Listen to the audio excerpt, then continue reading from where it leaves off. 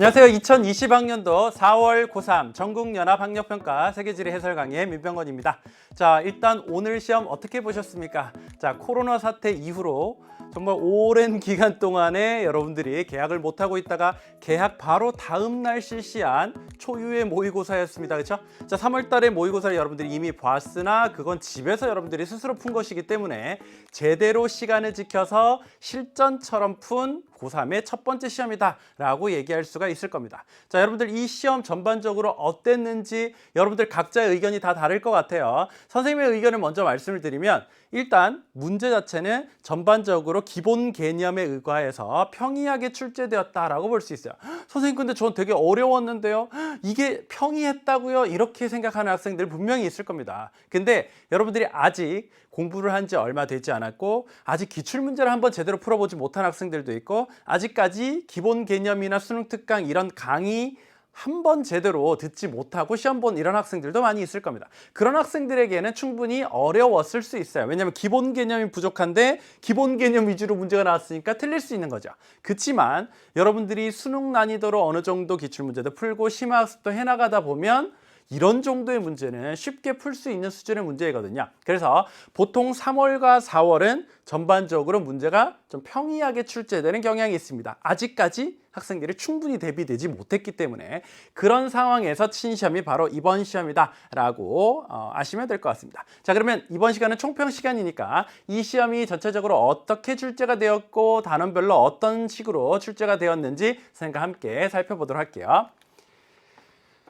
자, 우선 빈출 주제 위주로 출제되었다라고 볼 수 있습니다. 근데 여러분들 이번 교육과정으로 넘어와서 사실 여러분들이 첫 해 수능을 보게 되는 거거든요. 여기서 말하는 빈출 주제라는 것은요, 여러분들 이전 선배들이 쭉 쳐왔던 그 교육과정에서 빈출되었던 주제들 있죠? 그 부분은 그대로 많이 출제되었다라고 볼 수 있어요. 그러면 여러분들 교육과정에서는요, 이전 선배들 교육과정에서 절반 이상 정도, 그리고 바뀐 내용이 좀 어느 정도 있는 이런 정도의 교육과정이기 때문에 사실 여러분들 선배들이 어떤 식의 문제를 풀어왔는지 이것들을 잘 살펴볼 필요가 있어요. 어차피 거기서 꾸준히 반복돼서 출제가 되니까. 자, 지역 단원이 그래도 여러분들 교육과정으로 넘어오게 되면서 새롭게 구성된 내용이거든요. 자, 거기에서는 주제별로 돌아가면서 출제되는 경향이 있다라고 볼 수 있어요.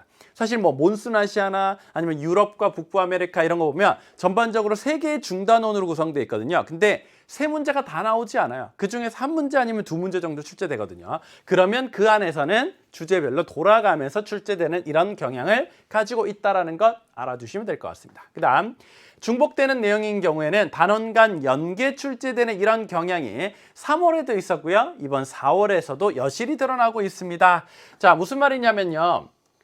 우리 어떤 내용이 이 앞에도 나오고 뒤에도 나오는 내용이 있는데 그런 거 뭐 보신 적이 있었나요? 일단 기후 같은 것들 앞에서도 분명히 계절풍에 관련된 기후를 배웠는데 몬순아시아로 가면 또 계절풍이 나오는 거죠. 그렇죠? 그러면 그런 내용들은 이쪽에서는 기후 전반적인 내용으로서의 계절풍에 대해서 배우는 거고 뒤에 넘어가서는 몬순아시아 지역에서 특히 영향을 많이 주고 있는 기후에 대해서 배우는 거예요. 계절풍에 대해서 배우는 거기 때문에 그런 것들은 충분히 앞뒤로 연결되어서 나올 수가 있다는 겁니다. 자, 이번에는 뭐가 나왔었냐면요. 건조기후 그리고 건조기후와 관련된 서남아시아 북부 아프리카의 생활 모습 이거는 앞에서도 배우고 뒤에서도 또 나온 내용이거든요. 이러니까 같이 합쳐져서 나오게 된다. 뭐 이런 것들을 출제 경향으로 잘 봐두시면 될 것 같고요. 자, 3월 학평에 비해서는 조금 어려워지긴 했어요. 왜냐면 3월 학평에 자료 자체가 너무 쉬운 것들이 많았어요. 근데 4월은 그에 비해서는 조금 더 여러분들이 탐구를 해 들어가야 되는 이런 자료이긴 했습니다만 여전히 수능 난이도에 대비했을 때는 기본 개념 수준의 문제다라는 거. 그래서 모의평가 여러분들 6월과 9월에 보시죠. 그 다음에 수능 난이도 이거는 지금보다는 현저하게 올라가야 된다는 거. 그래서 여러분들이 3월, 4월 이 정도 수준 생각하고 6월을 딱 봤을 때 너무 어려운데요. 이렇게 생각하는 학생들이 많이 있거든요. 그러니까 절대 요거 위주로 대비하지 마시고요. 기출문제 수준의 이거 위주의 대비를 해나가야 된다라는 겁니다. 그 다음 지역지리 단원에서는요.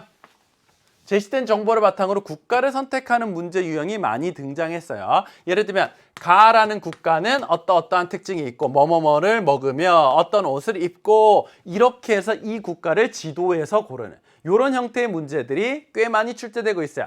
결국은 우리가 기본 내용에서 배우는 것들을 잘 학습을 하고 거기다가 플러스 뭘 해야 된다는 거죠? 백지도 학습. 요거 되지 않으면 이런 문제에서 쉽게 틀려버릴 수가 있거든요. 그러니까 이 백지도 학습 꼭 잘 마스터하고 와야 됩니다. 자, 첫 해 출제되는 내용이기도 하니까요. 뒷부분은 그렇죠. 그렇기 때문에 기본 내용 위주로 출제되는 경향이 있습니다. 아직까지 뒷단원의 문제치고 그렇게 어렵거나 엄청 손도 못 대게 어려운 이런 문제는 지금까지는 없었습니다. 그러니까 여러분들이 첫 해에 이 바뀐 내용으로 수능을 보는 거기 때문에 새로 나오는 내용들에 대해서는 기본 개념 위주로 착실하게 잘 준비하시면 된다라는 겁니다.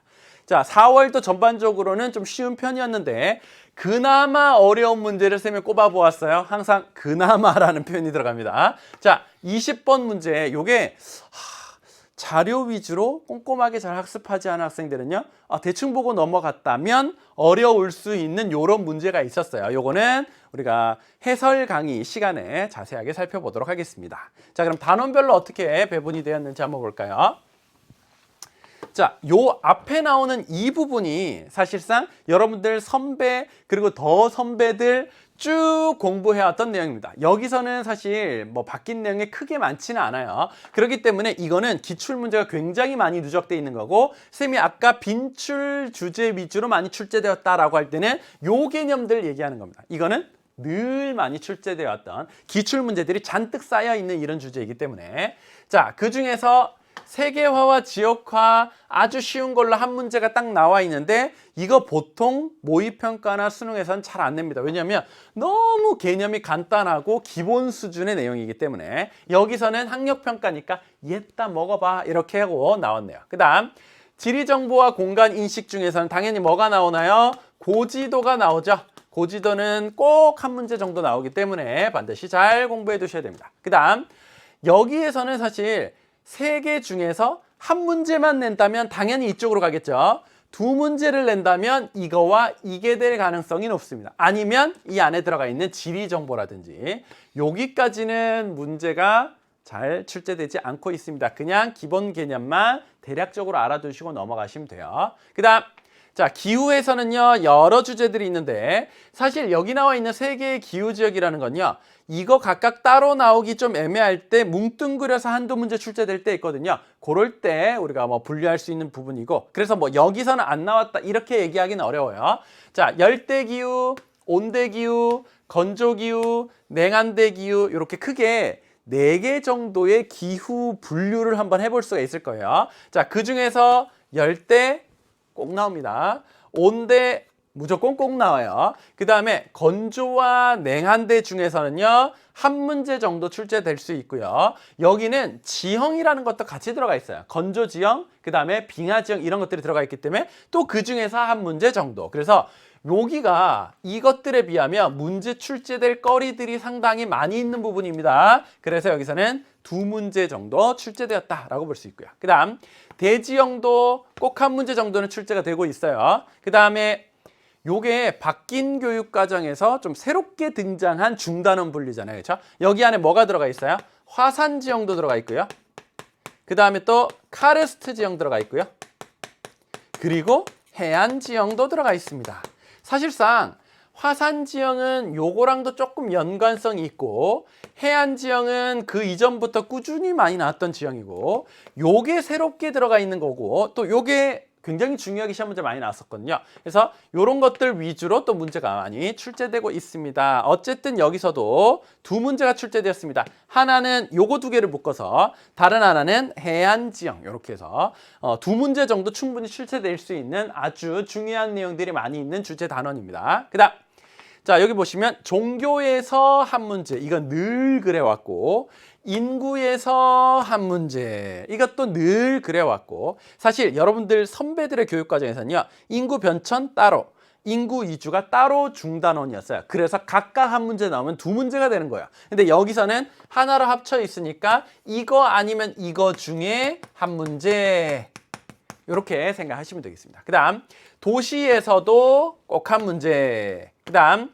식량자원 한 문제, 그 다음 에너지자원 한 문제. 이거는 늘 그래왔던 출제 경향이에요. 그래서 그만큼 중요하다는 것을 알고 꼼꼼히 학습하셔야 됩니다. 그 다음 이제 여기는 지역지리 단원이죠. 그렇죠? 자, 자연환경에 적응한 생활 모습 한 문제, 민족, 종교 차이 한 문제. 그러면 이거는 안 나오느냐? 그렇지 않다고 했죠. 이거 중에 한두 문제 이렇게 생각하시면 돼요. 그 다음에 건조아시아와 북부 아프리카에서는요. 자, 지난번에는 자원 위주로 문제가 나왔었는데 3월에서는요. 이번에는 자연환경과 관련된 주민생활 내용이 나왔습니다. 사막화는 잘 출제되진 않고 나온다라고 한다면 뒤에 가면 환경 문제 나오죠. 그거와 연결되어서 또 나올 수가 있습니다. 그 다음 유럽과 북부 아메리카에서는요. 한 두 문제 정도는 출제되어도 되는데 여기서는 한 문제 정도 출제되었네요. 자, 3월에서는 유럽의 공업지역 뭐 이런 것들도 출제된 적이 있었죠. 도시 내부 구조도 좀 알아두셔야 됩니다. 이것들 중에서 또 한두 문제. 그 다음 사하라 이남 아프리카와 중남부 아프리카 이것들 중에서도 또 한두 문제 이렇게 생각하시면 돼요. 지난번에는 우리 라틴 아메리카의 국가별 인종 민족 분포 그거 나왔었는데 이번에는 자원 개발을 둘러싼 거죠. 사실상 요거 두 개가 합쳐져서 한 문제로 들어와 있다 이렇게 생각하시면 되겠습니다. 그 다음 공존과 평화의 세계에서는요. 경제 블록 있죠. 지역경제협력체에서 한 문제. 사실 이것도 유럽과 북부 아메리카에서 또 나오는 내용이거든요. 그런 식으로 연결이 다 되어 있다라고 보시면 돼요. 단원과 단원 간의 연계. 그 다음 이전 교육 과정에서는요. 여러분들 선배 때는 늘 환경 문제가 꼭 한 번은 문제 나왔단 말이죠. 근데 요즘에 들어서 다른 주제들이 문제 나올 것들이 굉장히 많아졌어요. 그러다 보니까 돌아가면서 출제되는 경향, 그 안에서 요게 빠지는 경향이 좀 더 있습니다. 옛날에는 환경 문제 무조건 한 문제 꼭 나왔거든요. 근데 무조건 나오는 단원이 아닌 것이 된 것이 여러분들 교육과정 이렇게 보시면 되겠습니다. 이 부분은 거의 시험 문제 잘 안 나오고 있는 편이죠. 그래서 우리가 늘 예상할 수 있는 대로 이전 교육과정에서부터 이어져 내려온 내용들은 중단원별로 거의 한두 문제씩 꼭 나오고 뒤로 가서 우리가 중단원 두세 개씩 있는데 그중에 한두 문제씩 나오는 출제 경향을 갖고 있다라는 요 정도로 여러분들 잘 알아주시면 되겠습니다. 자, 그러면 여기까지 우리가 이번 시험이 어떻게 구성되어 있는지 살펴봤고 이제 1번부터 20번까지의 문제는요. 뒤에 있는 해설편에서 여러분들에게 자세히 알려드리도록 하겠습니다. 그럼 해설편에서 만나도록 할게요.